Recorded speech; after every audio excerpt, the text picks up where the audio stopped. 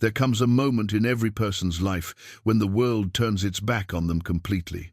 For 56-year-old Grelda, that moment arrives when her own village chains her like an animal and drags her into the forest to die. Once a respected healer, she's now blamed for a nobleman's son falling ill under her care. The villagers leave her as tribute for the vampire lord who lives in the old keep beyond the trees. When Damaric appears from the shadows, everyone expects him to kill her. But he doesn't. Instead, he sets her free. What could a creature who has lived for centuries want with a woman the world has thrown away? Before we jump back in, tell us where you're tuning in from, and if this story touches you, make sure you're subscribed, because tomorrow I've saved something extra special for you.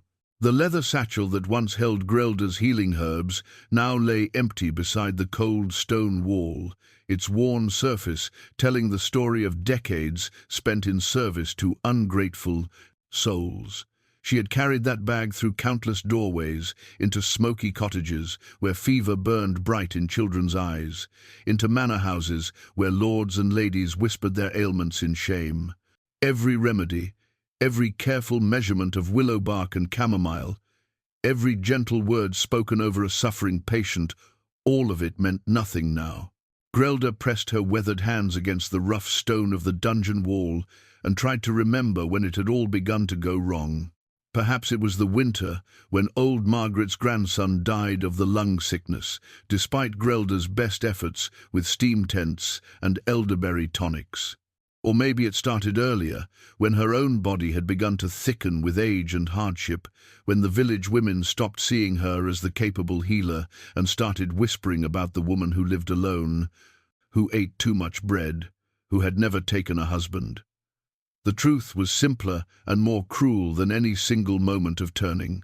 She had grown old, and old women who served others without asking for much in return were easily discarded when fear needed a face to blame. 3 days ago, she had been summoned to the manor house with the same urgency that had called her to hundreds of bedsides before. Lord Edmund's son, young Thomas, had fallen into a fever that would not break. The boy was barely 15, with his father's sharp nose and his mother's gentle eyes, and when Grelda first saw him lying pale against the silk pillows, she knew the sickness was beyond her understanding. She had tried everything: cooling cloths soaked in vinegar and rosewater, tinctures of feverfew and willow bark administered drop by careful drop. She had even attempted the old ways her grandmother had taught her, burning sage and speaking the ancient words over boiling water infused with protective herbs. But the boy's fever climbed higher and his breathing grew shallow, and by the second night his skin had taken on a waxy pallor that spoke of something darker than any natural illness. "More," Lady Edmund had demanded, her silk gown rustling as she paced beside her son's bed. "You must do more. You are supposed to be a healer." Grelda had felt the weight of those words like stones in her chest. She was supposed to be many things. A woman who could call health from sickness with her knowledge of plants and potions, a wise woman who understood the body's mysteries, a miracle worker who could snatch the dying back from death's very threshold.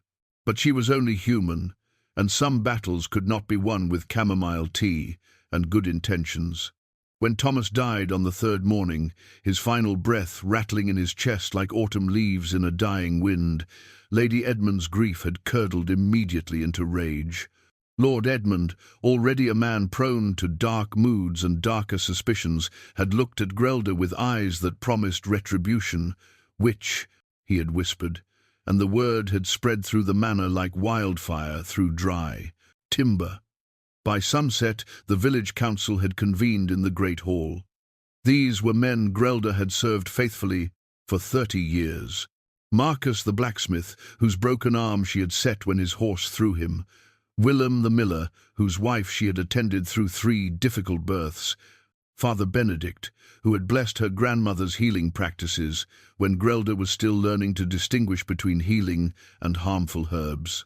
But fear was a more powerful force than gratitude, and when Lord Edmund demanded justice for his son's death, The council had found it easier to sacrifice one aging woman than to face the possibility that some evils could not be prevented or cured.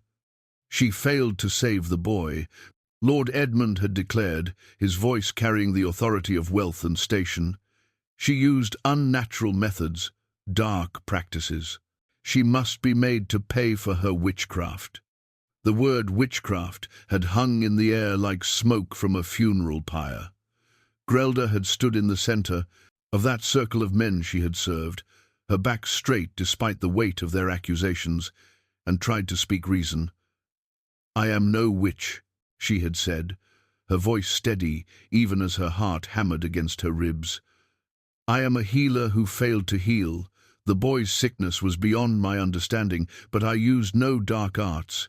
Only the herbs and knowledge passed down from my grandmother, blessed by the church, practiced openly for 30 years in this very village. But reason had no power when fear demanded satisfaction. Father Benedict, who had once called her a gift from the Lord for her healing work, now spoke of signs and portents he claimed to have seen. Marcus the blacksmith recalled moments of strangeness he swore he had witnessed. Willem the miller wondered aloud about the unnatural longevity of her healing practice, the fact that she had outlived so many of the women who had once worked alongside her. The trial, if it could be called that, had lasted less than an hour. The sentence was death by exposure. She would be chained and left as offering to the vampire lord who dwelt in the old keep beyond the Blackwood forest. It was an ancient punishment, one spoken of in whispers, but rarely carried out. The perfect solution for men who wanted her gone, but lacked the stomach to execute her themselves. Now, sitting in this cold cell, waiting for dawn and her final journey, Grelda found herself thinking not of the injustice or the fear, but of the small kindnesses that had once filled her days. Mrs. Anna, bringing her fresh bread in payment for a headache remedy. Little Sarah, now grown and married, who still smiled and waved when their paths crossed in the market square. The way her cottage smelled of dried lavender and mint, herbs hanging in neat bundles from the rafters like nature's own cathedral bells. She thought of her grandmother, dead these 20 years, who had taught her that healing was both art and calling. "The plants will speak to you," the old woman had said, her gnarled hands gentle as she showed young Grelda how to prepare a poultice for wounds. "But you must listen with more than your ears. You must listen with your heart, and your hands, and your soul." Grelda had listened. She had learned to read the subtle signs that distinguished a healing herb from a poisonous one. She had memorized the proper proportions for hundreds of remedies. She had understood which ailments responded to gentle herbs like chamomile and lavender, and which required stronger medicine like willow bark or foxglove. She had served her community with knowledge earned through decades of study and practice.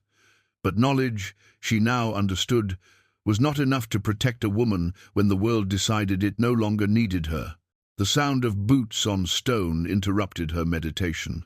The guard, a young man named Peter, whose mother Grelda had attended through a difficult pregnancy, approached her cell with eyes that would not meet hers. "It's time," he said, his voice barely above a whisper. Grelda rose slowly, her joints stiff from the cold stone floor. She had dressed in her best gown, a deep blue wool that had once belonged to her mother. If she was to die, she would meet death with what dignity remained to her. Peter unlocked the cell with hands that shook slightly. Behind him stood 3 other men from the village, their faces grim with the unpleasant duty ahead.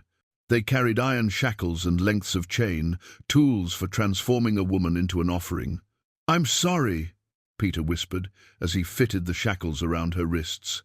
"My mother, she remembers what you did for us. She wanted me to tell you—" "Hush now," Grelda said gently, the way she might comfort a frightened child. "You have your orders. Best to see them through without making it harder on yourself." The chains were heavier than she had expected, the iron cold against her skin, even through the wool of her sleeves. They bound her hands in front of her. the body and connected the shackles to a longer chain that would allow the men to lead her like a dog to slaughter. The walk through the village was the cruelest part. Windows that had once opened to welcome her now stayed shuttered tight. Doors that had once swung wide with gratitude now remained firmly closed. The few people who dared to watch from doorways and alley mouths looked upon her with expressions ranging from fear to guilty shame to satisfied vindication. Missus Anna stood in her doorway, tears streaming down her weathered cheeks, but she did not speak. Little Sarah, now a mother herself, clutched her young daughter close and turned away when Grelda's eyes found hers. Father Benedict watched from the church steps, his face set in lines of righteous satisfaction, apparently convinced that he was doing the Lord's work. The procession moved slowly through the cobbled streets, past the market square where Grelda had bought herbs and traded remedies, past the well where she had drawn water for her healing practice, past the houses where she had spent countless hours tending the sick and comforting the dying. Each step took her further from the life she had built and closer to the dark woods where her life would end. At the village edge, where the cobblestones gave way to dirt path and cultivated fields surrendered to wild growth, Lord Edmund waited with his horse and a small company of armed men. He sat straight in his saddle, his face a mask of cold justice, but Grelda could see the grief that drove his cruelty. He was a father who had lost his son, and like the village council, he had chosen to blame her rather than accept that some sorrows could not be prevented. "You will walk from here," he announced, his voice carrying across the small group. "The path through the Blackwood leads directly to the old keep. The chains will ensure you cannot flee before reaching your destination." Grelda looked up at him. This man whose family she had served for 15 years. She had tended his wife through 2 miscarriages before Thomas was born. She had treated his own injuries when he fell from his horse during a hunt. She had been welcome in his home, trusted with his family's health, treated with the respect due to her knowledge and experience. "I bear you no ill will, my lord," she said quietly. "Grief makes us cruel sometimes. I pray you find peace when this is done." Something flickered in Lord Edmund's eyes, surprise perhaps, or a moment of doubt. But the feeling passed quickly, buried beneath the weight of his rage and sorrow. The Blackwood forest loomed ahead, ancient trees standing like silent sentinels, guarding secrets older than the village, older than the keep, older than the vampire lord himself. The path disappeared into shadow and mystery, winding between massive oak and ash trees whose canopy blocked out most of the afternoon sun. Grelda took her first steps into the forest, with her head held high, the chains around. Her wrists a reminder of how quickly a healer could become a sacrifice, how easily a life of service could be transformed into a death of abandonment. Behind her, the men who had led her this far stopped at the forest's edge, unwilling to venture deeper into the darkness that lay ahead. She was alone now, as she had been alone for so many years, but there was a strange peace in it. The forest smelled of moss and decay, of rich earth and growing things, of the eternal cycle of death and renewal that her grandmother had taught her to respect. If she was to die in this place, at least it would be among the trees and plants that had always been her truest companions. The path wound deeper into the woods, and with each step, Grelda left behind the world that had rejected her and moved toward whatever waited in the ancient keep ahead. The silver shackles bit into Grelda's wrists as she stumbled along the forest path, each step taking her deeper into the realm of legend and shadow. The chains that bound her hands had been forged by Marcus the blacksmith, the same man who had once brought his fevered daughter to her cottage, begging for her healing touch. Now those same skilled hands had crafted the instruments of her doom, and the irony was not lost on her as the metal chafed against her skin. The afternoon sun filtered weakly through the dense canopy overhead, casting everything in a greenish twilight that seemed to belong to another world entirely. Ancient oaks and ash trees rose like cathedral pillars around her, their massive trunks scarred by centuries of wind and storm.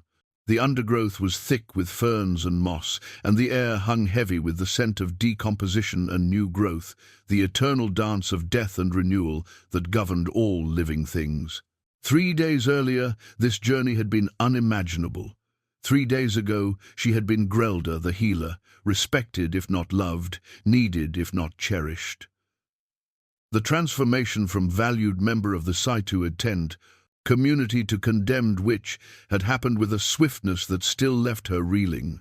It had begun with young Thomas's fever, but Grelda now understood that the boy's illness had been merely the spark that ignited a fire that had been building for years. She had grown too old, too set in her ways, too comfortable in her solitary life.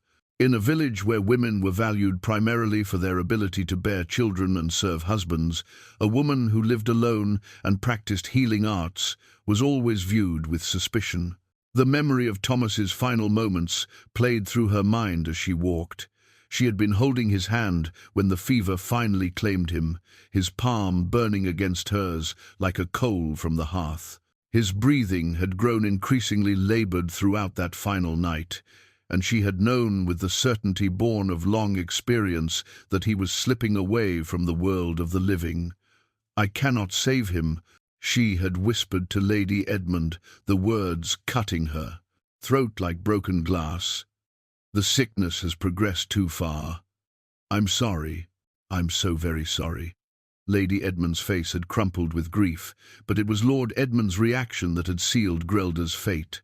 The man had looked at her with such hatred, such need for someone to blame, that she had actually stepped back from his presence. "You were supposed to heal him," he had snarled. "That's what you do. That's what you've always done. Why not now? Why not my son?" There had been no answer to give him that would have satisfied his grief. She could not explain that some illnesses were beyond herbal remedies, that some fevers burned with an intensity that spoke of forces darker than anything in her grandmother's teachings. She could not tell him that she had suspected from the beginning that Thomas's sickness was unnatural, that it reminded her of old stories her grandmother had whispered about curses and supernatural afflictions. Instead, she had simply bowed her head and accepted the blame, because sometimes that was all an old woman could do when the world demanded a sacrifice to make sense of senseless loss. The path through the Blackwood was older than the village itself, worn smooth by generations of feet, though few in recent memory had walked it willingly. Local legend spoke of the vampire lord who dwelt in the ancient keep at the forest's heart, a creature of such power and malevolence that even speaking his name was considered unwise. Children were taught to fear the dark spaces between the trees, and adults crossed themselves when they passed near the forest's edge after sunset. Damaric, that was the name whispered in taverns and around hearth fires, always in hushed tones, always with fearful glances toward the windows. Damaric the Deathless, Damaric the Blood Drinker, Damaric, who had once been a great lord himself, before some terrible transformation had made him into something that was no longer entirely human. Grelda had heard the stories, of course. Every villager knew the tales of travelers who had entered the Blackwood and never emerged, of strange lights seen dancing among the trees on moonless nights, of voices calling from the depths of the forest in languages that predated human settlement. She had always assumed they were nothing more than stories told to frighten children into obedience. Now, walking deeper into the legendary forest with chains around her wrists, she wondered if the stories might have been warnings after all. The keep appeared suddenly, rising from the trees like a vision from a fever dream. It was older than anything Grelda had ever seen, built of dark stone that seemed to absorb light rather than reflect it. Massive walls rose to impossible heights, topped with towers that disappeared into the canopy above. Gothic arches and narrow windows gave the structure an appearance both magnificent and menacing, like a cathedral dedicated to some dark god. The great doors stood open, revealing nothing but shadow within. They were carved from oak that must have been ancient when the village was nothing more than a crossroads, and they bore symbols that Grelda could not read but somehow understood to be protective wards of immense power. This was where she was meant to die. This was where the village had sent her to be devoured by the creature they feared above all others. She was to be an offering, a sacrifice to appease the vampire lord and ensure he remained in his keep rather than venturing into the village to claim victims of his own choosing. Grelda stopped at the threshold, the chains heavy in her hands, and tried to find courage in the face of approaching death. She had lived 56 years, most of them in service to others. She had eased pain and saved lives, had brought comfort to the dying and hope to the desperate. If this was how her story ended, at least she could meet it with dignity.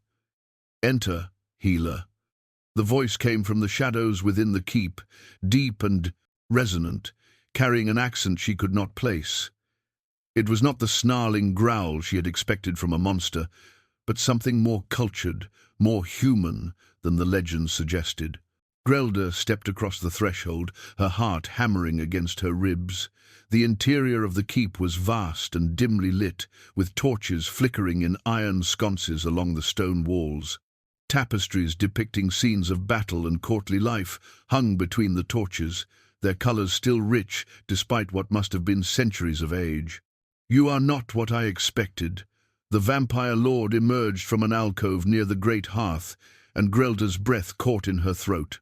He was tall and lean, with dark hair that fell to his shoulders and pale skin that seemed to glow in the torchlight. His features were aristocratic, almost beautiful, but there was something ancient in his dark eyes that spoke of centuries of existence beyond normal human experience. He wore simple clothes, a white shirt and dark trousers that seemed oddly normal for a creature of legend.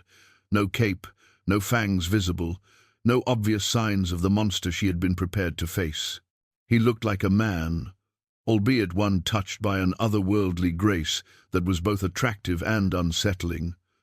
"I am Damaric," he said, moving closer with a fluid motion that reminded her of water flowing over stone. "And you are the woman they blame for the young lord's death." "I am Grelda," she replied, surprised that her voice remained steady. "I was his healer. I failed him." Damaric circled her slowly, studying her with those ancient eyes. She expected to feel threatened, but instead felt an odd sense of being evaluated, as if he were taking her measure in ways that had nothing to do with her potential as prey. "You carry the scent of herbs and healing," he said quietly. "Chamomile, willow bark, something else, rosemary perhaps. These are not the tools of failure, but of wisdom."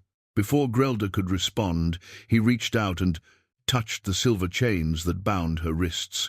The metal grew warm under his fingers, then suddenly grew hot, then began to glow with an inner light that made her blink in amazement. With a sound like breaking bells, the shackles split apart and fell to the stone floor, leaving her hands free for the first time since her imprisonment. "Why?"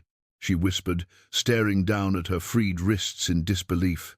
Damaric smiled, and for a moment he looked not like a vampire lord, but like a man who had found something he had not expected to discover.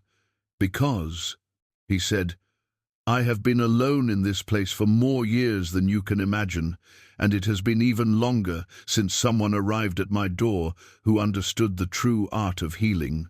Tell me, Grelda, who failed to save the young lord, what do you know of illnesses that burn from within, of fevers that resist all natural remedy?" Grelda looked into his eyes and saw not the monster of village legend, but something far more complex and infinitely more intriguing. Here was a creature who spoke of healing arts, who had freed her when he could have killed her, who looked at her with interest rather than hunger. "I know," she said slowly, "that some sicknesses are born of more than natural causes. And I know that the boy's fever was unlike any I had encountered in 30 years of practice." "Then we," Damaric said, "have much to discuss." Damaric's war journal lay open on the great oak table, its leather binding worn smooth by centuries of handling. The pages were filled with script in a language Grelda could not read, but the sketches scattered throughout told stories she understood all too well. maps of battlefields, drawings of wounded soldiers, detailed anatomical studies that spoke of a man who had seen too much death and learned too much about the frailty of human flesh. "You were a warrior," she said, running her fingers along the edge of the ancient book. The parchment felt different from anything she had ever touched, smoother and more durable than the crude paper used in the village. Even the ink seemed to shimmer with an otherworldly quality, as if the very materials used to create this record existed outside the normal bounds of time. "I was many things," Damaric replied, settling into the chair across from her. "Warrior, lord, commander of armies that swept across continents that no longer exist under the same names." But that was before. He had led her through the keep after freeing her from the silver chains, past tapestries depicting scenes of courtly life, and rooms filled with furniture that belonged to no era she could identify.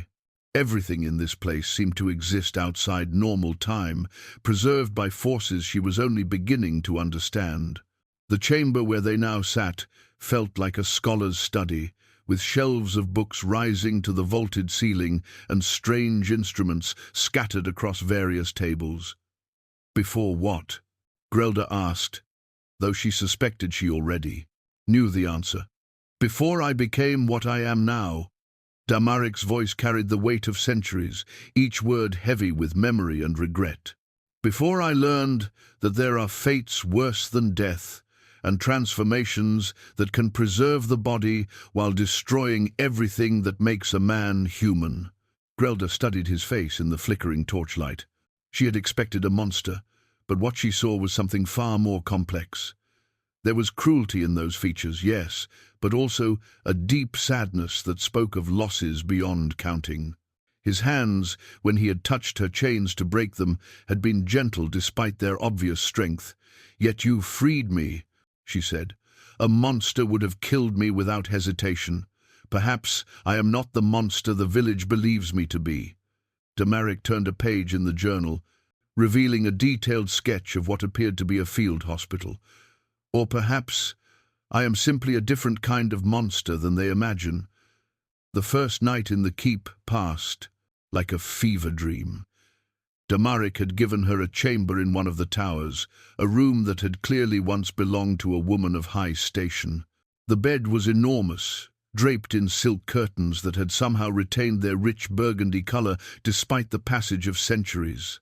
The windows looked out over the blackwood forest, and from this height Grelda could see the village in the distance, its lights twinkling like fallen stars against the darkness. She had expected to feel homesick at the sight, but instead felt only a strange sense of liberation. For the first time in years, no one was depending on her. No one would come knocking at her door in the middle of the night, begging her to tend a sick child or ease an old man's pain.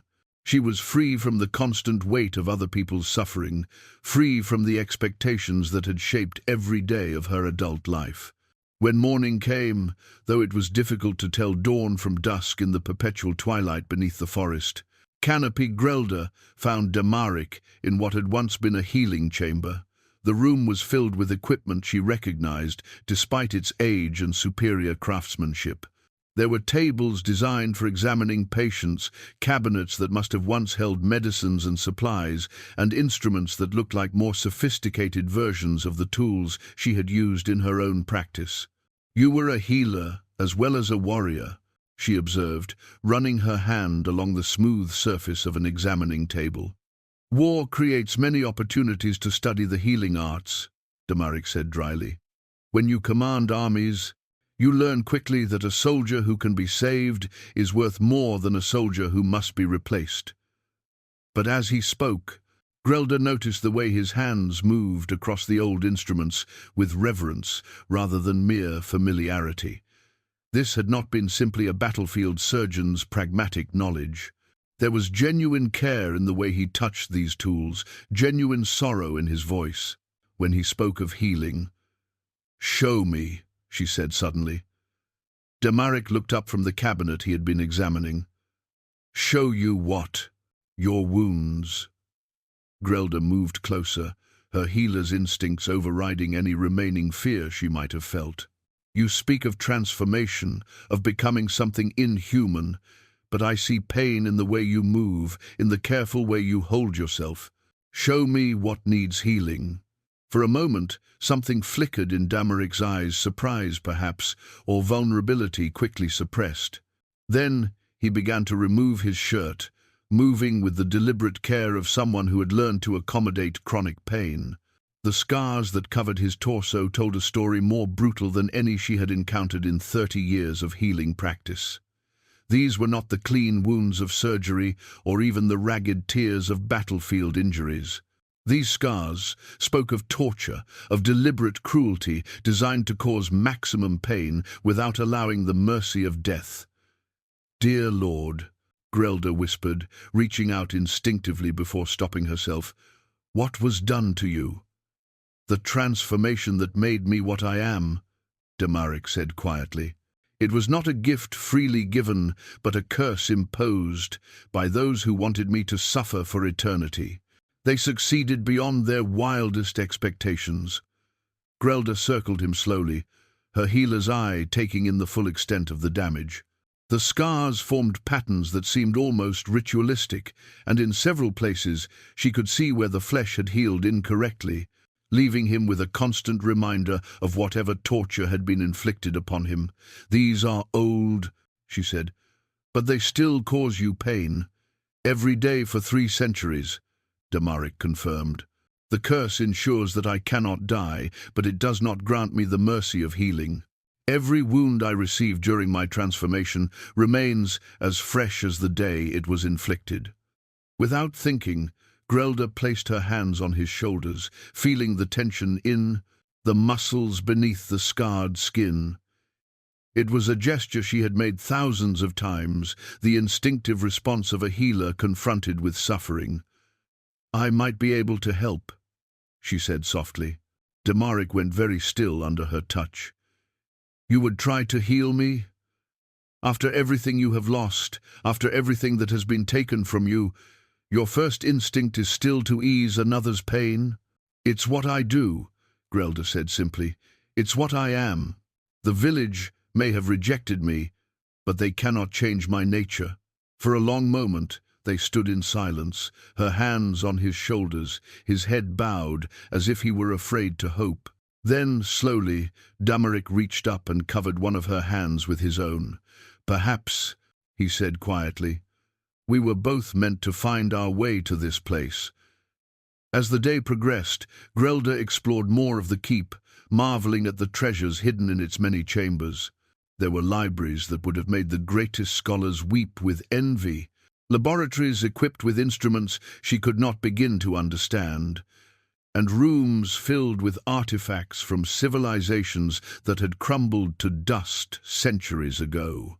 But it was in the abandoned healing chambers that she felt most at home. Here, surrounded by the tools of her trade, she could begin to imagine a new life for herself. Not as the village healer, constantly at the mercy of other people's expectations and fears, but as something greater. Here, with access to knowledge and resources beyond her wildest dreams, she might finally become the healer she had always aspired to be. And perhaps, she thought as she watched Damaric carefully organizing ancient medical texts, she might help heal wounds that had festered for far too long.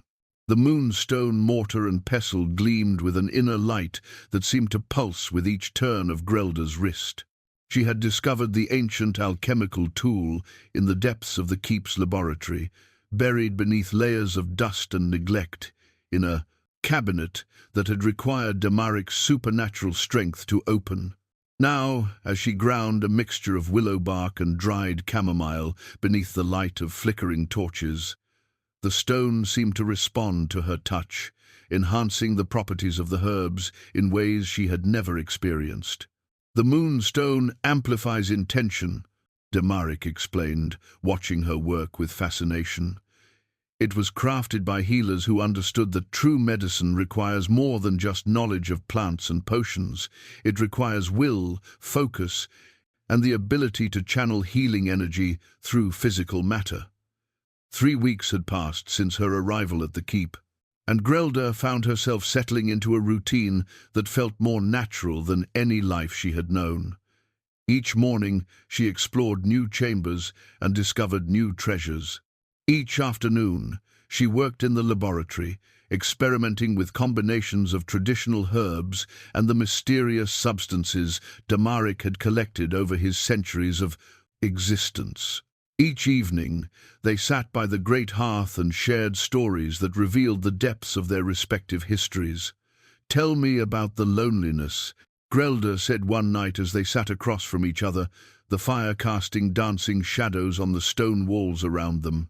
"You speak of transformation and curses, but what was it like to live for centuries without companionship?"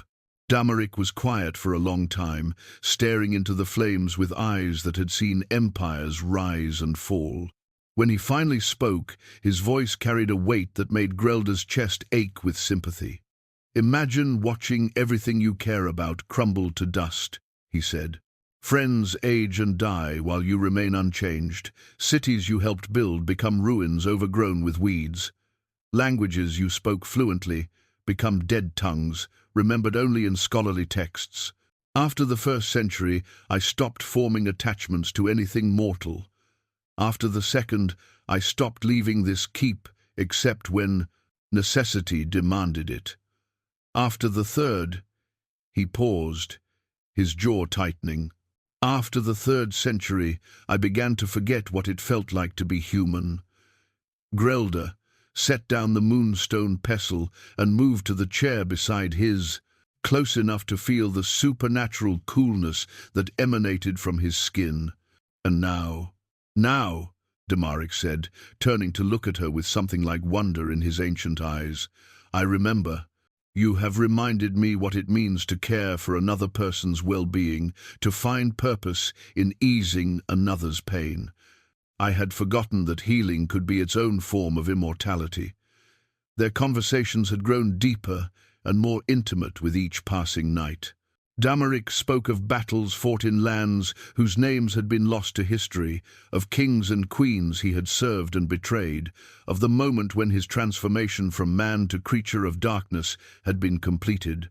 Grelda shared her own stories of loss and resilience, the grandmother who had taught her the healing arts, the patients she had failed to save despite her best efforts, the slow erosion of her standing in the village as fear and superstition gradually overcame gratitude and respect. "I understand now why the young lord's fever felt unnatural," she said during one of their discussions about supernatural ailments. "There was something in it that resisted every remedy I tried, something that seemed to feed on the very herbs that should have weakened it." Damaric's expression grew grim. "Cursed illnesses are rare, but not unknown. They require more than herbs to cure. They require understanding of the force that created them and the will to counter that force with equal power." "Could you have saved him?" Grelda asked. "Perhaps," Damaric admitted. "But I learned long ago not to interfere in the affairs of mortals unless absolutely necessary. Interference leads to exposure, and exposure leads to persecution. I have survived 3 centuries by remaining hidden, by allowing the world to believe I am nothing more than a legend." As they worked together in the laboratory, Grelda began to understand the true scope of what Damaric had preserved within the keep's walls. Ancient texts described healing techniques that had been lost for millennia. Rare minerals and herbs from distant lands filled jar after jar, their properties carefully catalogued in multiple languages. Instruments of incredible precision allowed for measurements and preparations that would have been impossible with the crude tools available in the village. But it was the combination of her traditional knowledge with his supernatural understanding that produced the most remarkable results. When she prepared a simple pain-relieving tincture using the moonstone mortar, the resulting medicine was 10 times more effective than anything she had created with normal tools. When she combined willow bark with a crystalline powder Damaric had obtained from sources he declined to identify, the mixture created a healing salve that could mend wounds in hours rather than days. "We could revolutionize the healing arts," Grelda said one afternoon as they studied the results of their latest experiment. With your knowledge and resources combined with my practical experience, we could create remedies that would save thousands of lives. And reveal ourselves in the process, Damaric replied. But his tone suggested he was considering the possibility rather than rejecting it outright. The world is not ready for what we could offer. They would call it witchcraft, as they called your traditional healing witchcraft. The irony was not lost on either of them. Grelda had been condemned as a witch for failing to cure a boy with supernatural illness, while sitting in a vampire's keep, surrounded by genuine magical knowledge that could heal ailments no mortal healer had ever successfully treated. It was during their 4th week together that the first reports reached them of illness spreading in the settlements beyond the village. Damaric had sources of information that Grelda did not question whether supernatural senses or mortal spies. She neither knew nor cared. What mattered was that people were dying of something that sounded disturbingly familiar. Fever that will not break. Damaric read from a letter written in a script she recognized as belonging to a merchant who occasionally traded with her village. Weakness that increases rather than diminishes with rest. Skin that grows cold even as the patient burns from within. Does this sound familiar? Grelda's blood ran cold as she recognized the symptoms that had claimed young Thomas. It's the same illness, but how is that possible? Thomas died weeks ago. Cursed illnesses do not simply disappear, Damaric said grimly. If anything, they grow stronger when left untreated, spreading from the initial victim to others through means that have nothing to do with normal contagion. As reports continued to arrive, Grelda felt the familiar weight of responsibility settling on her shoulders. People were dying of something she might be able to cure, armed as she now was, with knowledge and tools beyond anything she had possessed when Thomas fell ill. But helping them would mean leaving the safety of the keep, returning to a world that had already rejected her once. "I have to go back," she said finally, the words tasting bitter on her tongue. Damaric looked at her with something that might have been pride. "I know," he said quietly, "and when you do, you will not go alone." The plague victim's torn cloak lay spread across the examination table like a map of suffering, its blood-stained fabric telling a story that made Grelda's hands tremble as she studied the evidence. The messenger who had brought it, a young trader named Marcus, who dealt in goods between the settlements, had collapsed at the keep's gates 3 days ago, delirious with fever and clutching the garment as if it were a sacred relic. "This belonged to my sister," he had gasped before falling unconscious. "She was the first to die in Millbrook. Started the same way as that Lord's boy fever that wouldn't break, skin cold as winter stone. But it spread. Grelda. It spread to everyone who tried to help her." Damaric stood beside her now, his pale fingers tracing the strange patterns the blood had made as it soaked into the wool. Under torchlight, the stains seemed to shift and move, forming symbols that suggested meaning just beyond comprehension. "This is not natural illness," he said, his voice carrying the authority of centuries spent studying supernatural forces. "The blood has been touched by the same curse that claimed the young lord, but it has grown stronger, more virulent. What began as a single cursed death is now becoming something far more dangerous." Grelda felt the weight of recognition settling in her chest like a stone. She had suspected during Thomas's final hours that his illness was beyond her understanding, but she had not imagined the true scope of what they were facing. Now, studying the evidence spread before her, she began to grasp the magnitude of the disaster that was unfolding beyond the safety of the keep's walls. "How many?" she asked quietly. 17 confirmed dead in Millbrook alone," Damaric replied, consulting a series of reports that had arrived through his mysterious network of informants. 6 in Westford. 3 in the farming settlement of Oakenhart. The pattern is always the same. One person falls ill with symptoms that resist all treatment, and within days, the sickness spreads to those who try to care for them. The implications were staggering. Grelda had spent 30 years treating everything from simple cuts to deadly fevers, but she had never encountered anything that could spread supernatural affliction through the simple act of compassion. The curse was turning the most fundamental human instinct, the desire to care for those in need, into a weapon against the very communities it was meant to protect. "They're dying because they're trying to help," she said, the words coming out as barely more than a whisper. "The illness feeds on healing attempts, grows stronger when people show kindness to the afflicted." Damaric nodded grimly. "It is a particularly cruel form of supernatural warfare. The curse was designed not just to kill, but to destroy the social bonds that hold communities together. Soon, people will be too afraid to help their own family members, too terrified of infection to show basic human decency." As they worked to analyze the blood samples and fabric fibers, Grelda found herself wrestling with emotions that pulled her in opposite directions. Part of her felt a fierce satisfaction at the thought of the village that had cast her out, now facing a crisis they could not solve without her help. They had condemned her for failing to cure Thomas, had chained her like an animal and left her to die. Now they were discovering what it truly meant to face supernatural illness without her knowledge and experience. But the healer in her could not celebrate the suffering of innocent people, no matter how badly their leaders had treated her. She thought of Mrs. Anna, who had always paid for healing herbs with fresh bread and kind words. She remembered little Sarah, now grown and married, who might be caring for her own children while this plague spread through the settlements. These were people who had never wished her harm, who had simply been too afraid to speak in her defense when fear demanded a scapegoat. "I could let them all die," she said aloud, testing the words to see how they felt on her tongue. "I could stay here, safe in this keep, and let the curse burn through every settlement in the region.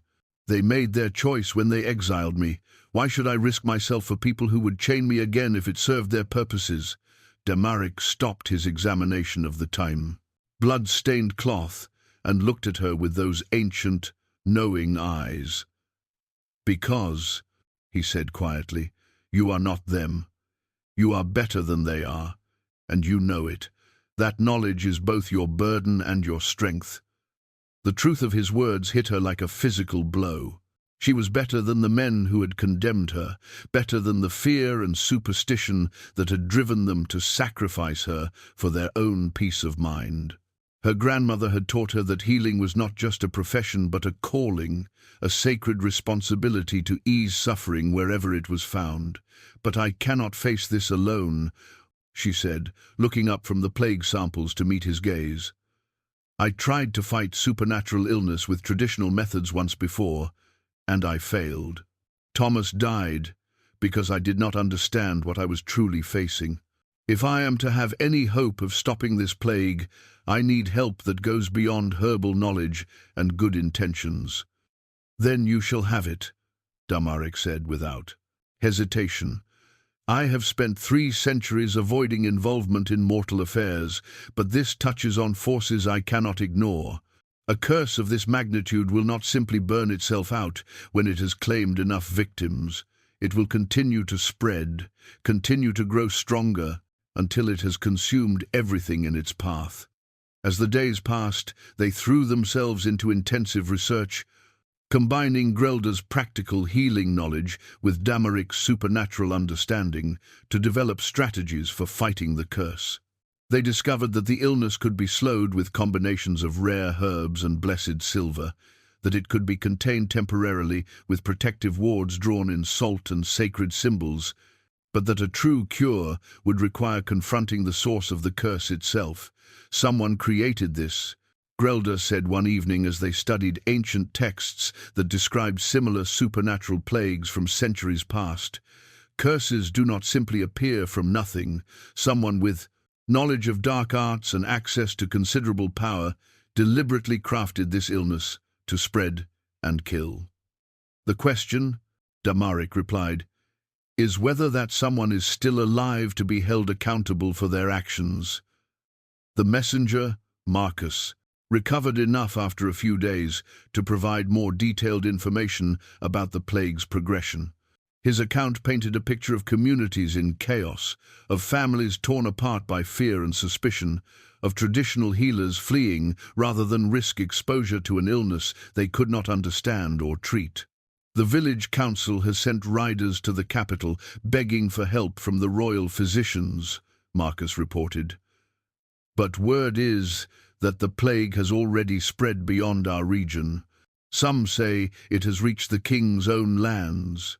As Grelda listened to these reports, she felt the familiar weight of responsibility settling on her shoulders once again. But this time, it was accompanied by something she had never experienced before: confidence in her ability to actually make a difference.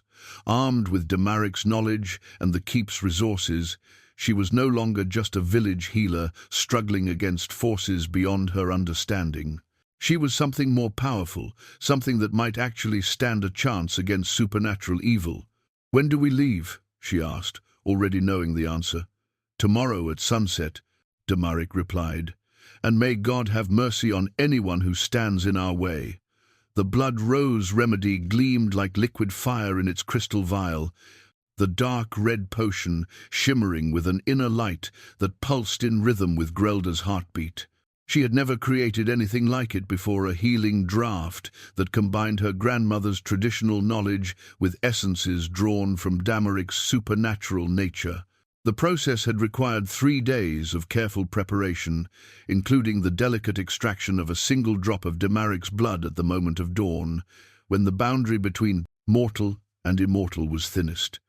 "Are you certain this will work?" Grelda asked, holding the vial up to the torchlight and watching the way the liquid seemed to move with its own purpose.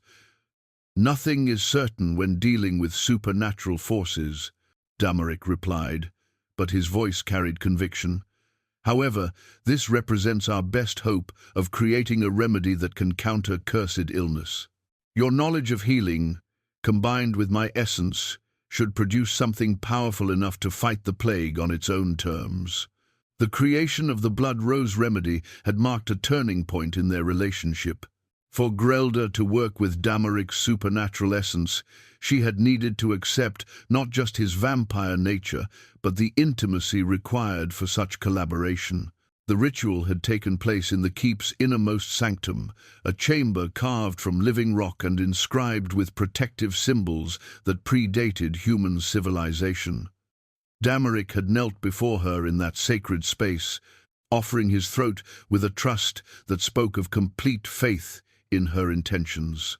When she had drawn the single drop of blood with a blade forged from blessed silver, she had felt the power that flowed through his veins, centuries of accumulated strength and knowledge, but also an endless ache of loneliness that had shaped every moment of his existence.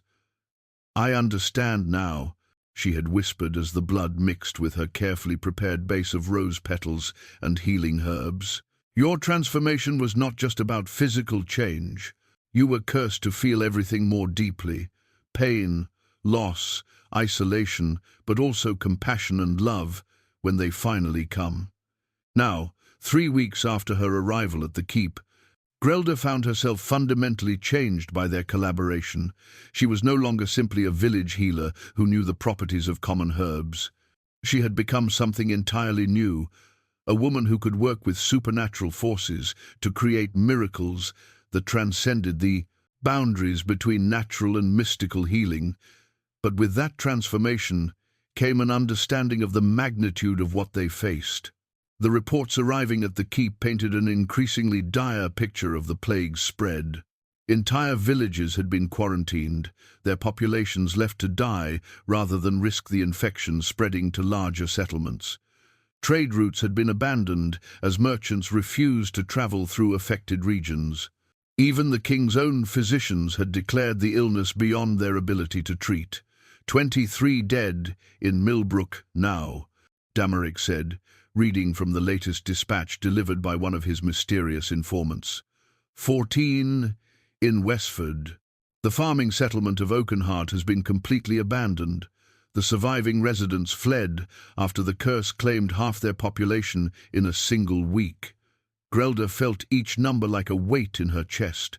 These were not statistics, but people, farmers and craftsmen, mothers and children, elderly grandparents who had lived full lives only to die in agony from an illness that defied every natural law. And somewhere among them might be people she had known, patients she had treated, neighbors who had shared her community for decades. "Mrs. Anna," she said suddenly, the name escaping her lips before she could stop it. "The woman who brought you bread in payment for headache remedies?" Damaric asked, his supernatural memory allowing him to recall details from their conversations with perfect clarity. "She lives alone since her husband died. If the plague reaches the village proper—" Grelda stopped, unable to complete the thought. Mrs. Anna had been one of the few people to show her consistent kindness over the years, never treating her with the suspicion and fear that had gradually poisoned so many other relationships. Damaric moved to stand beside her, his presence both comforting and disturbing in ways she was still learning to understand. Over the weeks of their collaboration, she had grown accustomed to his otherworldly nature, but there were still moments when the reality of what he was struck her with fresh force. He was a creature who had outlived empires, who possessed strength that could crush stone and speed that could outrun the wind. Yet he chose to spend his time carefully grinding herbs and measuring tinctures beside a middle-aged woman who had been cast out by her own people.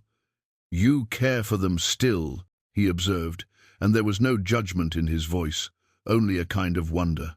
"After everything they did to you, everything they cost you, your first concern is still for their well-being." "I cannot help it," Grelda admitted.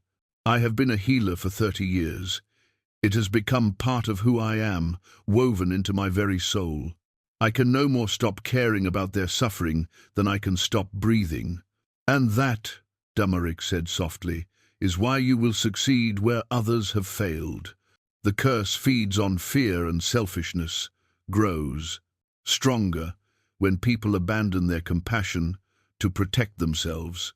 But you embody the opposite of everything the curse represents." Their work had revealed the true nature of the supernatural plague over the past several days. It was not simply a disease, but a form of spiritual poison designed to corrupt the bonds of human community. Each time someone showed kindness to an afflicted person, the curse had a pathway to spread. Each time fear overcame compassion, the curse grew stronger. It was a perfectly designed weapon against everything that made human civilization possible. But it also had weaknesses that could be exploited by someone who understood its nature. The blood rose remedy they had created could not only cure the supernatural illness, but could protect the healer from infection during treatment. More importantly, acts of genuine selfless compassion seemed to weaken the curse rather than strengthen it, provided those acts were performed with full knowledge of the risks involved. "The village council will never accept help from us," Grelda said, voicing the concern that had been growing in her mind as they prepared to leave the keep. "To them, you are the monster they fear above all others, and I am the witch they condemn to die. They will assume we are the source of the plague, not its cure."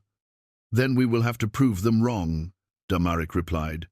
"And if they refuse to be convinced by words, perhaps they will be convinced by results."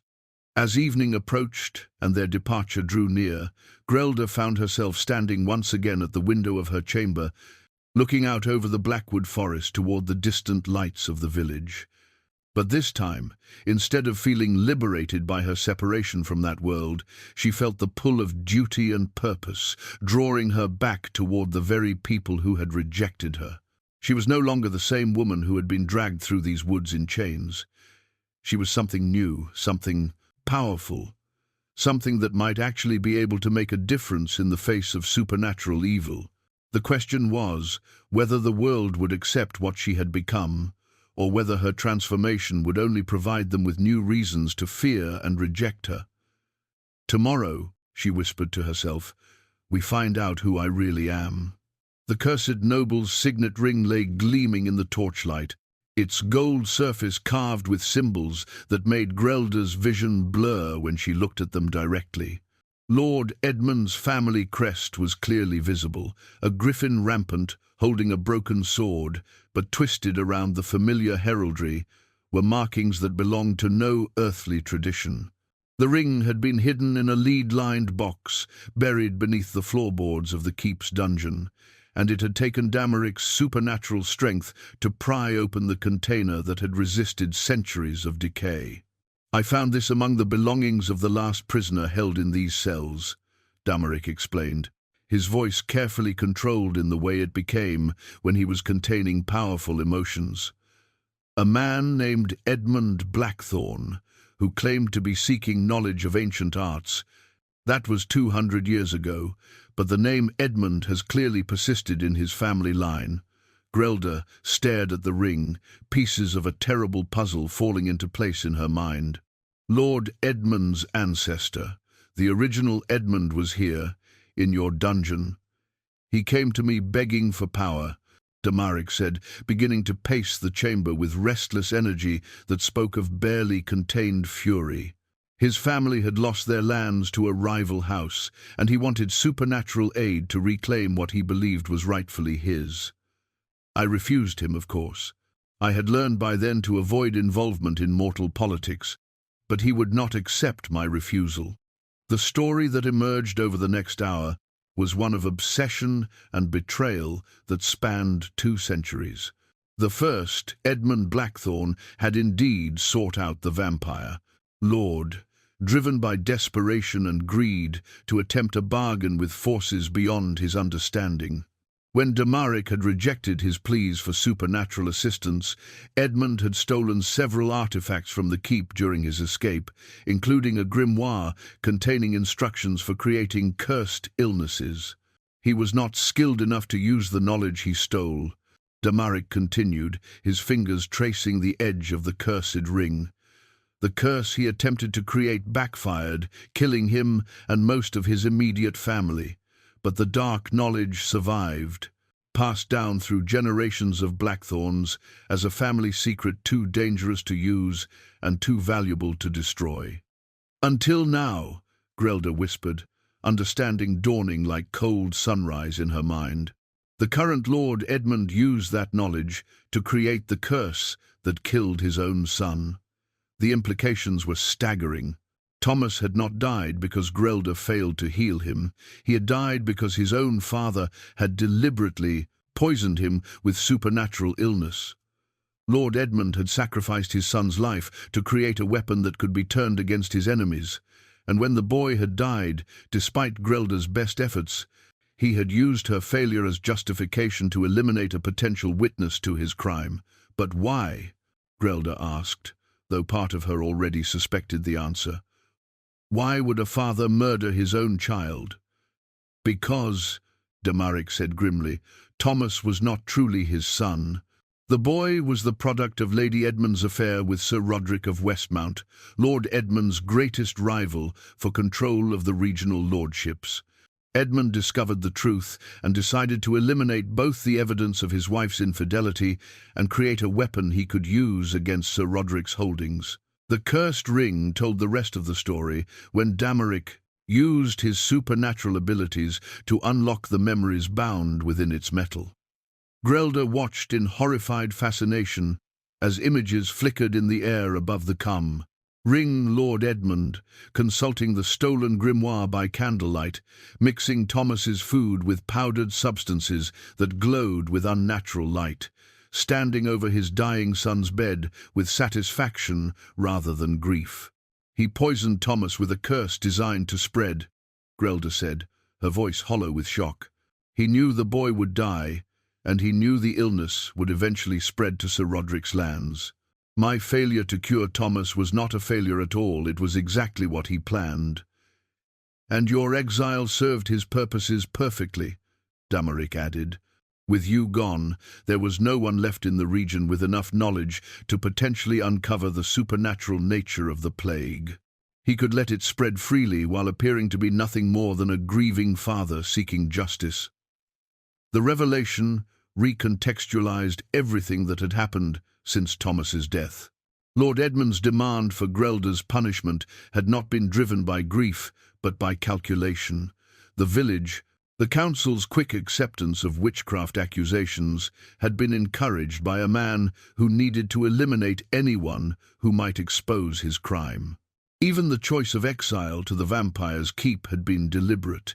Edmund had expected Damaric to kill Grelda, permanently silencing the one person who had witnessed Thomas's symptoms closely enough to potentially identify their supernatural nature. "He never expected me to survive," Grelda said, anger beginning to burn away her shock. "He never imagined I would find allies or gain knowledge that could expose his crimes. He thought he was sending me to die while positioning himself as the grieving father who had delivered justice for his son's death." But the cursed ring revealed an even more disturbing truth. The plague spreading through the settlements was not an accident or an unintended consequence of Thomas's murder. Lord Edmund had been deliberately encouraging its spread, using his influence to prevent effective quarantine measures, and ensuring that trade routes remained open to carry the curse to Sir Roderick's territory. 23 dead in Millbrook, Damaric said, his voice carrying the weight of centuries of witnessed atrocities. 14 in Westford. Oakenhart, completely abandoned. All of those deaths are on Edmund's hands, deliberate murders committed to satisfy his thirst for revenge. Grelda thought of Mrs. Anna, of little Sarah with her young children, of all the innocent people who were dying because one man's pride and jealousy had driven him to embrace dark knowledge that should have remained buried. The curse was not some ancient evil that had awakened randomly. It was a weapon wielded by a murderer who was hiding behind a mask of respectability and parental grief. "The bastard," she said quietly, the profanity feeling strange on her tongue, but wholly inadequate to express the magnitude of her rage. "He killed his own son. He's killing innocent people, and he let me take the blame for his crimes." "There is more," Damaric said, his expression growing even grimmer as he consulted the ring's memories. "Edmund has not finished with his plans. He intends to use the plague to eliminate not just Sir Roderick, but several other rivals as well. Once they are dead and their lands lie empty, he plans to claim them as compensation for the losses he believes he has suffered." The scope of Lord Edmund's ambition was breathtaking in its callousness. He was planning to use supernatural plague as a weapon of conquest, deliberately spreading cursed death through entire regions to clear the way for his own advancement. And he was using the grief of a supposedly bereaved father as cover for what amounted to a campaign of supernatural warfare against his own people. "He has to be stopped," Grelda said, her healer's instincts recoiling from the thought of so much deliberate suffering. "Not just for Thomas, though that poor boy deserves justice. Not just for the people who have already died, though they deserve vengeance. He has to be stopped because he will never stop killing until someone forces him to." Damaric nodded slowly, his ancient eyes reflecting a decision that would end 2 centuries of deliberate non-interference in mortal affairs. "Then we will stop him.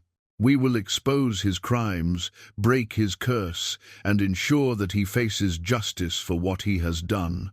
As they prepared to leave the keep, armed with proof of Lord Edmund's guilt, Grelda felt the weight of transformation settling on her shoulders once again. She was no longer returning to her village as a disgraced healer seeking redemption. She was returning as an agent of justice, armed with knowledge that could expose one of the most heinous crimes in recent memory. The village that had cast her out was about to discover that the witch they had feared was actually their salvation, and the Lord they had trusted was the monster who had been destroying them all along. The only question was whether they would accept the truth when it came from the lips of the woman they had tried to sacrifice to preserve their own comfortable illusions. "Justice," Grelda whispered as they stepped out into the night, "is about to be served." The Guardian's blade sang softly in its ancient sheath. the blessed steel humming with protective energies that had been forged into the metal during the reign of kings whose names were now lost to history.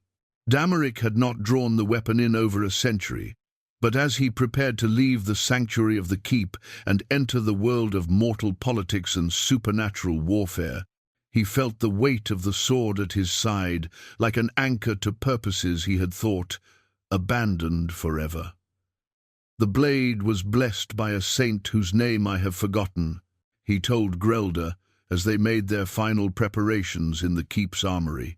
"She told me that it would serve justice when justice was most needed, and that it would know the difference between righteous cause and selfish vengeance. I have carried it through 100 battles, but never has its purpose been as clear as it is tonight." Grelda adjusted the leather satchel that held their precious cargo vials of the blood rose remedy, samples of the cursed ring's residual magic, and documentation of Lord Edmund's crimes, carefully transcribed from the memories locked within the ancient gold. She had also packed the moonstone mortar and pestle, wrapped in blessed silk to protect its delicate properties during travel. Whatever happened in the coming confrontation, she intended to be prepared for both supernatural healing and supernatural warfare. The journey from the keep to the village would normally take half a day on foot, but Damaric's supernatural abilities allowed them to travel with speed that turned the landscape into a blur of shadow and starlight. Grelda found herself carried through the night forest like a character from the legends she had heard as a child, the wind whipping her hair as they moved between the trees with fluid grace that made even the roughest terrain feel smooth as a paved road. "Are you afraid?" Damaric asked, as they paused at the forest's edge, the village lights visible in the distance like fallen stars scattered across the dark landscape. Grelda considered the question seriously.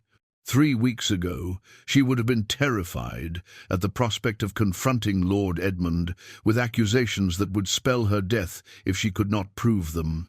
But the woman who had been chained and dragged to her execution no longer existed.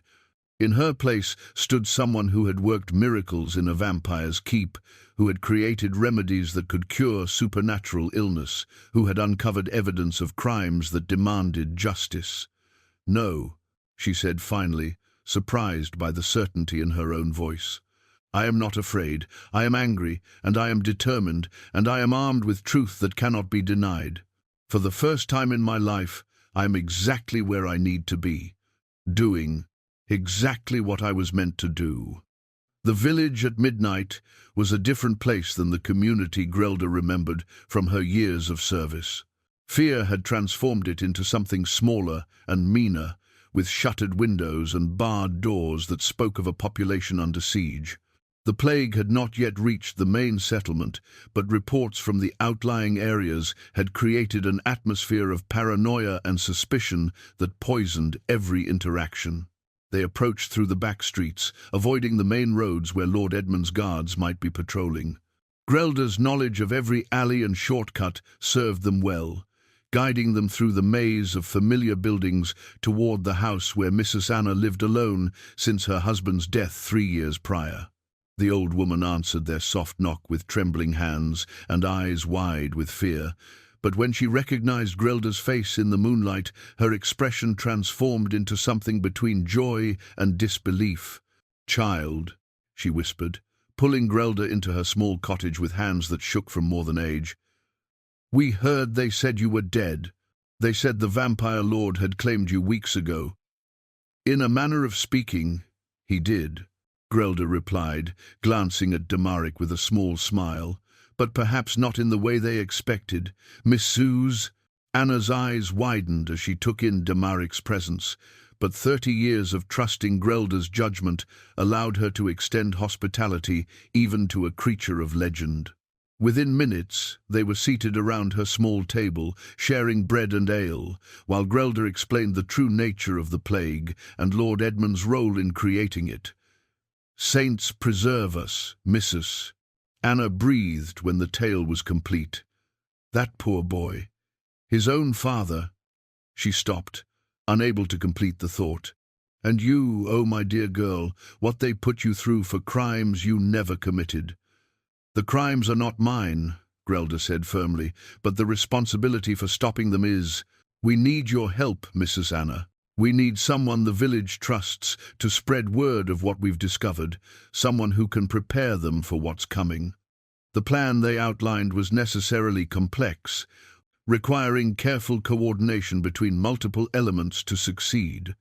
Mrs. Anna would use her network of friends and neighbours to quietly spread word that Grelda had returned with proof of Lord Edmund's guilt. Meanwhile, Grelda and Damaric would gather additional evidence from the plague victims in the surrounding settlements, documenting the supernatural nature of their illness in ways that even the most skeptical observers could not deny. The village council meets tomorrow night, Mrs. Anna said, her weathered hands clutching her ale cup with determination. Lord Edmund will be there, of course, along with Father Benedict and the other men who condemned you. If you can present your evidence, then we will, Grelda promised. But Mrs. Anna, you must understand the danger you're placing yourself in by helping us. If Lord Edmund discovers what we're planning before we can expose him publicly, child, Mrs. Anna interrupted with a smile that reminded Grelda of her grandmother's fierce courage. I have lived 72 years in this village.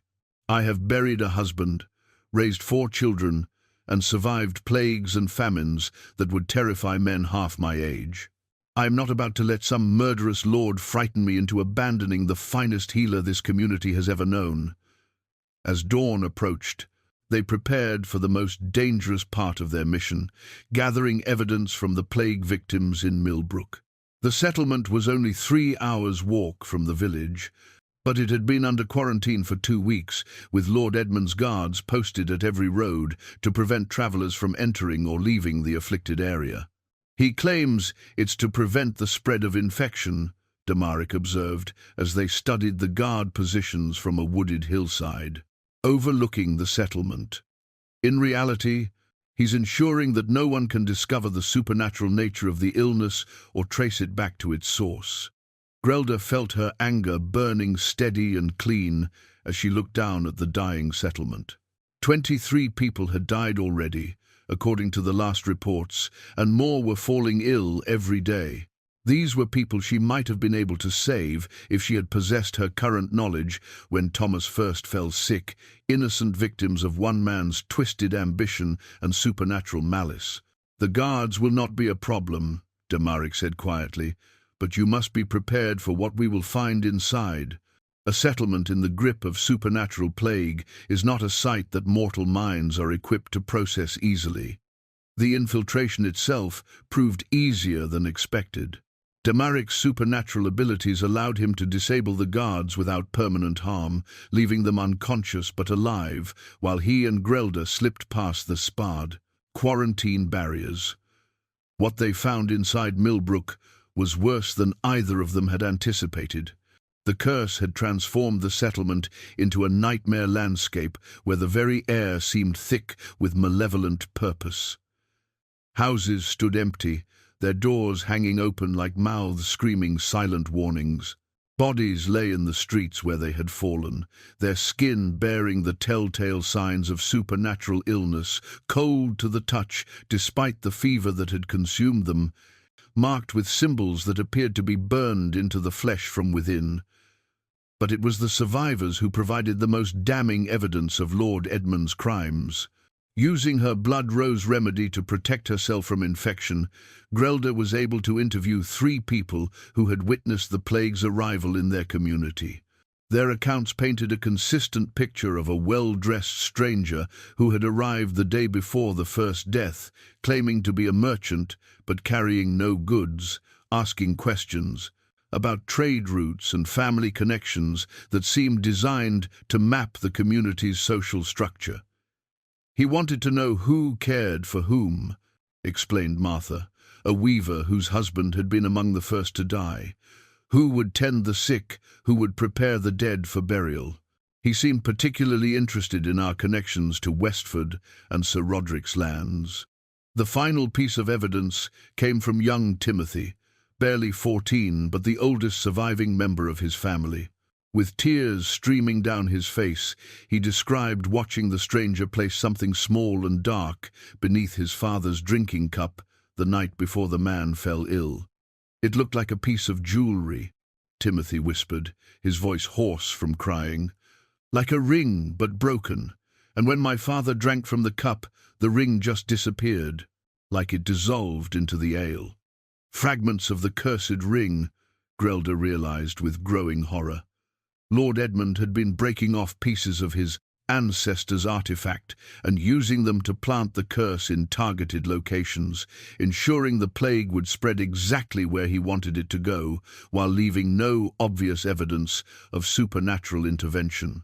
As they prepared to leave Millbrook with their evidence, Grelda felt the weight of approaching confrontation settling on her shoulders like a cloak of destiny. Tomorrow night, she would stand before the village council and present proof that would destroy Lord Edmund's reputation and likely result in his execution for mass murder. The man who had condemned her as a witch would be exposed as the true monster, the creature of darkness who had sacrificed his own son and dozens of innocent people to satisfy his lust for power and revenge. "Are you ready for this?" Damaric asked as they prepared to return to the village for the final confrontation. Grelda looked back at the dying settlement one last time, then turned toward the village lights with steel in her spine and justice burning in her heart. "I have never been more ready for anything in my life."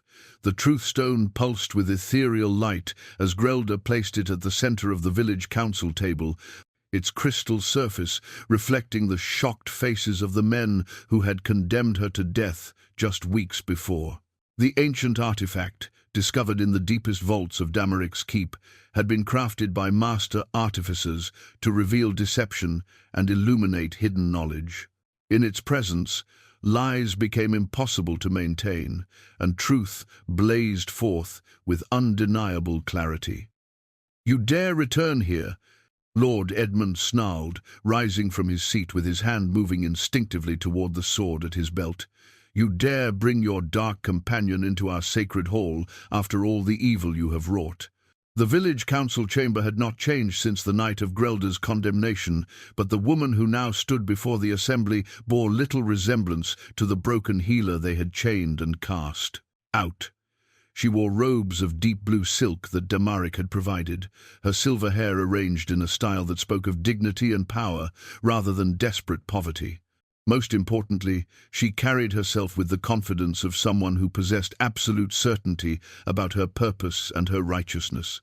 "I return," Grelda said quietly, her voice carrying clearly through the chamber despite its gentle tone, "to expose the true evil that has been poisoning our community.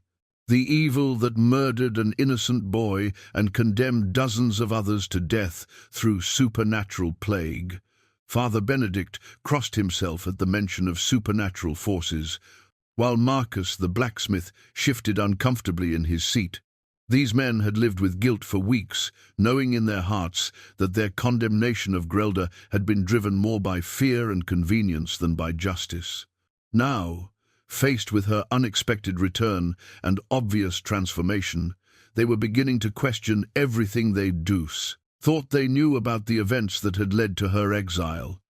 "Blasphemy," Lord Edmund declared, but his voice carried less conviction than it had during the original trial. "You seek to deflect blame for your own failures by spreading lies and consorting with creatures of darkness." Damaric stepped forward from the shadows where he had been waiting, and the effect of his presence on the assembled council was immediate and profound. Several men gasped aloud, while others made the sign of the cross or reached for weapons they were not strong enough to wield effectively. This was their first time seeing the legendary vampire lord face to face, and the reality of his otherworldly presence was far more overwhelming than any of the stories they had told around tavern fires. "I am Damaric," he said simply, his voice carrying the authority of centuries, "and I am here to bear witness to truth that has been hidden for too long."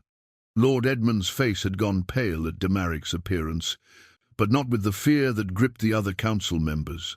His pallor spoke of recognition and growing dread as he began to understand that his carefully constructed deception was about to be torn apart. "You have no authority here, creature," he said, but his voice lacked its usual commanding tone. "This is a matter for mortal justice, not supernatural interference." "Supernatural interference," Grelda repeated, her voice carrying deadly quiet intensity. "Such as deliberately poisoning your own son with a cursed illness designed to spread and kill innocent people?" The accusation hung in the air like thunder before a storm. The council members looked between Grelda and Lord Edmund with growing confusion and horror as the implications of her words began to sink in. Father Benedict rose from his seat, his face ashen with shock. "What are you saying?" the priest whispered. "What are you accusing Lord Edmund of?" Grelda placed her hand on the truth stone, and its light grew brighter, filling the chamber with radiance that seemed to penetrate directly into the souls of everyone present. Under its influence, deception became impossible, and hidden motives were laid bare for all to see. "I am accusing Lord Edmund Blackthorne of the deliberate murder of his son Thomas through supernatural poison," she said clearly. "I am accusing him of creating and spreading a cursed plague that has killed dozens of innocent people. I am accusing him of orchestrating my exile to prevent discovery of his crimes. And I have evidence to prove every word." Lord Edmund lunged forward, his sword clearing its sheath in a motion driven by desperation rather than skill. But before the blade could travel more than a few inches, Damaric was there, moving with speed that made him seem to teleport across the chamber. The Guardian's blade met Edmund's steel with a sound like breaking bells, and the mortal weapon shattered against supernatural metal, blessed by saints and forged for the purpose of delivering justice. "You will hear the evidence," Damaric said quietly, holding the point of his blessed sword at Edmund's throat. "You will face the truth of what you have done, and then you will answer for your crimes." The truth stone's light intensified further, and in its radiance, the cursed signet ring that Edmund wore began to smoke and burn against his finger. The supernatural artifact could not hide its nature in the presence of such powerful truth-seeking magic, and the council members watched in fascinated horror as dark symbols became visible on the ring's surface, writhing like living things trapped in metal. The ring... Marcus breathed, his blacksmith's eye recognizing immediately that this was no normal piece of jewelry. "What is that thing on your hand, my lord?" Edmund tried to hide his hand, but the truth stone's influence made concealment impossible. The ring continued to burn and smoke, its cursed nature becoming more obvious with each passing moment. Dark veins of corruption began to spread up Edmund's arm from where the ring touched his skin, visible proof of the supernatural evil he had been trafficking with. "It is," Grelda said with quiet satisfaction, "the evidence that will hang him." The broken crown of thorns that had once symbolized Lord Edmund's authority lay in pieces on the chamber floor, its twisted metal rendered powerless by the exposure of the dark pact that had sustained it. The ornate circlet had been a family heirloom passed down through generations of Blackthorns, but under the truth stone's relentless illumination, its true nature had been revealed, not a symbol of legitimate rule, but a conduit for supernatural corruption that had twisted Edmund's ambitions into monstrous cruelty. "Show them," Grelda commanded, her voice carrying an authority that would have been unthinkable when she had stood in this same chamber as a condemned woman. "Show them what you did to your own son, the truth stones." Power compelled honesty beyond any possibility of resistance. Under its influence, Edmund found himself unable to maintain the pretense of grief and innocence that had protected him for so long. His mouth opened against his will, and words spilled forth that condemned him more thoroughly than any evidence Grelda could have presented. "He was not my son," Edmund said, the words torn from his throat like splinters of glass. "The boy was Roderick's bastard, born of my wife's betrayal. Every day I looked at him, I saw the face of my enemy staring back at me. Every moment of his existence was a reminder of my humiliation. The council members recoiled in horror as the full scope of Edmund's depravity became clear. Father Benedict made the sign of the cross repeatedly, his lips moving in silent prayer as he struggled to comprehend the magnitude of the evil that had been hidden within their community. "So you murdered him?" Marcus said, his blacksmith's hands clenching into fists as paternal rage overcame his fear of Edmund's rank. "You killed a child because of your wounded pride." "I created a weapon," Edmund snarled, his composure crumbling completely as the truth stone stripped away every layer of deception and self-justification. "A curse that would destroy Roderick's bloodline and clear the way for my rightful claim to his lands." The boy's death was merely the beginning of a greater plan. Grelda stepped forward, producing the vial of blood rose remedy from her satchel. In the truth stone's light, the potion gleamed like liquid fire, its supernatural properties clearly visible to everyone present. "This is the cure you tried to prevent," she said, holding the vial high for all to see. "While people died in agony from your cursed plague, while families were torn apart by supernatural illness, I was creating a remedy that could save them. But you didn't want them saved, did you, Edmund? You wanted them to suffer and die because their death served your ambitions." The accusations came faster now, each revelation building upon the last, as the truth stone forced Edmund to confess the full extent of his crimes.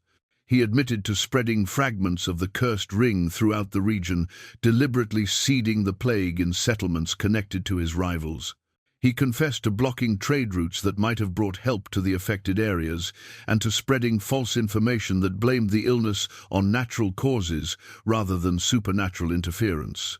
23 dead in Millbrook," Damaric said, his voice carrying the weight of centuries spent witnessing human cruelty. 14 in Westford, Oakenheart completely abandoned. All murdered by your deliberate actions, all sacrificed to feed your lust for power and revenge. Willem the miller, whose own family had connections to some of the affected settlements, rose from his seat with tears streaming down his face. "My sister's children lived in Oakenheart," he said, his voice breaking. "They're dead because of you. Innocent babes, dead because you couldn't accept that your wife loved another man." The final revelation came when Grelda forced Edmund to explain how he had chosen her as his scapegoat. Under the truth stone's compulsion, he admitted that her exile had been planned from the moment Thomas fell ill, that he had encouraged the council's fears and superstitions specifically to ensure she would be blamed for his son's death. "You needed someone to take responsibility," she said, her voice steady despite the rage burning in her chest. "Someone the village could sacrifice to make themselves feel safe. And an old woman who lived alone, who practiced healing arts that frightened ignorant men. I was perfect for your purposes." Edmund's confession continued, each word damning him further in the eyes of the assembled council. He admitted to paying bribes to ensure the trial proceeded quickly, to spreading rumors about Grelda's supposed witchcraft, even to selecting the specific punishment of exile to the vampire's keep because he believed it would guarantee her death. "But you made one crucial mistake," Damaric said, pressing the point of the Guardian's blade closer to Edmund's throat. "You assumed that justice was as corrupt as you are. You assumed that truth could be buried forever beneath lies and fear and political convenience. The truth stone's light reached a crescendo that filled the entire chamber with radiance brighter than noon sunlight. In that blazing illumination, every deception was stripped away, every lie exposed, every hidden motive laid bare for judgment. Edmund stood revealed, not as a grieving father seeking justice, but as a monster who had sacrificed dozens of innocent lives to serve his twisted ambitions. Father Benedict rose from his seat, his face set in lines of terrible resolve. "Lord Edmund Blackthorne," he said formally, "by the authority vested in this council and in the sight of God Almighty, I pronounce you guilty of murder, witchcraft, and crimes against humanity. The sentence is death." The broken crown of thorns crumbled to dust as the dark pact that had sustained Edmund's power finally collapsed. Justice had been served. Truth had triumphed over deception, and the monster who had hidden behind a mask of respectability stood exposed at last. "Let it be done," Grelda said quietly, and stepped back to allow justice to take its course.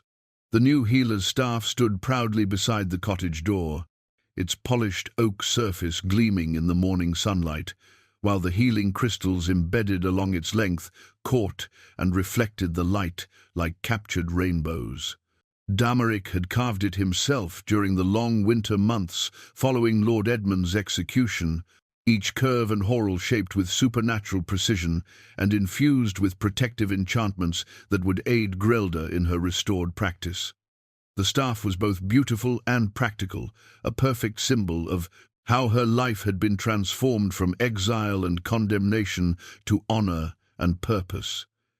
6 months had passed since that night in the council chamber when truth had finally triumphed over deception. The intervening seasons had brought changes to the village that no one could have imagined when Grelda was first dragged through these same streets in chains. Where once fear and suspicion had poisoned every interaction, now there was a sense of renewal and hope that touched every aspect of community life. The plague had been completely eradicated within weeks of Edmund's confession. Using the blood rose remedy and her enhanced knowledge of supernatural healing, Grelda had travelled to every affected settlement, curing the sick and cleansing the lingering traces of curse that had infected the very soil and water. Millbrook had been rebuilt, its population restored by survivors returning from exile and new families seeking homes in a place that had become legendary for its miraculous recovery. Westford had established a shrine to commemorate the dead and celebrate their deliverance, while Oakenheart had reopened its trade routes with celebrations that lasted for 3 days and nights. Grelda's new practice operated from a house at the village centre, a building that had once belonged to a wealthy merchant family who had fled during the plague years. The village council had offered it to her with unanimous enthusiasm, along with a formal apology for their treatment of her and a request that she accept the position of chief healer for the entire region. The ceremony installing her in that role had been attended by representatives from a dozen settlements, all eager to benefit from her unique combination of traditional knowledge and supernatural enhancement. The workshop behind her house had become something approaching a magical laboratory filled with equipment that would have made the greatest alchemists of the age weep with envy. The moonstone mortar and pestle occupied a place of honor at the center of the main workbench, surrounded by carefully organized shelves containing herbs and substances from every corner of the known world. Damaric's extensive collection of medical texts lined the walls, their knowledge freely shared with any healer brave enough to attempt the advanced techniques they described. But perhaps the most remarkable change was in the relationship between the village and the vampire lord who dwelt in the Blackwood Keep. Where once Damaric had been a figure of terror whose very name was spoken only in whispers, he was now welcomed as a protector and ally who had helped deliver them from genuine evil. Children no longer feared the forest paths that led to his domain, and it was not uncommon to see visitors seeking audience with the legendary figure who had become their unlikely champion. "You have given me something I thought lost forever," Damaric said as they sat together on the cottage porch, watching the sun set over a village that bustled with healthy activity. "You have reminded me what it means to be part of a community, to care for others' well-being, to find purpose in service rather than mere survival." Their relationship had evolved over the months into something that defied easy categorization.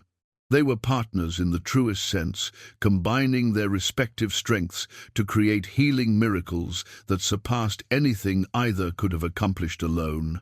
But they were also companions who had found in each other the understanding and acceptance that both had been denied for far too long. Mrs. Anna approached their sitting area with a tray of fresh bread and honey mead, her face bright with the satisfaction of someone who had played a crucial role in righting terrible wrongs.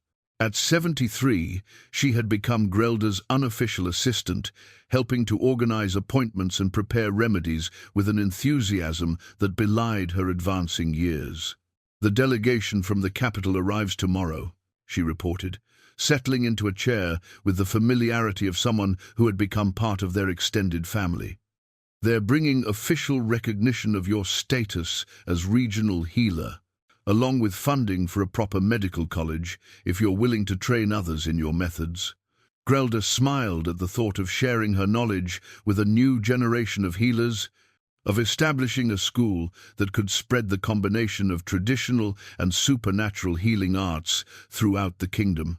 It was an opportunity that would have been impossible to imagine during her years of exile, but which now felt like the natural culmination of everything she had experienced and learned. Young Timothy from Millbrook had already arrived to begin his apprenticeship, the first of what she hoped would be many students eager to learn healing arts, enhanced by supernatural knowledge. The boy had shown remarkable aptitude during the few months since his arrival, and his dedication to preventing future tragedies, like the one that had claimed his family, made him an ideal candidate for advanced training. "The college will need a name," Damaric observed with the slight smile that had become familiar over their months of partnership. "The Edmund Institute," Grelda said dryly, earning laughs from both her companions. "In honor of the man whose crimes taught us so much about the importance of truth and justice in healing arts." As full darkness settled over the village, Grelda reflected on the journey that had brought her from condemned witch to respected healer and teacher. The woman who had been chained and dragged to her execution no longer existed, replaced by someone stronger, wiser, and infinitely more capable of making a real difference in the world. The healing staff caught the last rays of sunlight, its crystals sparkling with promise of all the lives yet to be saved and all the knowledge yet to be shared. In the distance, the lights of the Blackwood Keep glowed like a beacon of hope rather than a symbol of fear, representing the transformation that was possible when truth triumphed over prejudice and when unlikely allies found common cause in service to something greater than themselves. Grelda smiled as she contemplated the future spread before them like an open road filled with infinite possibilities. Justice had been served, wrongs had been righted, and the healer had finally come home.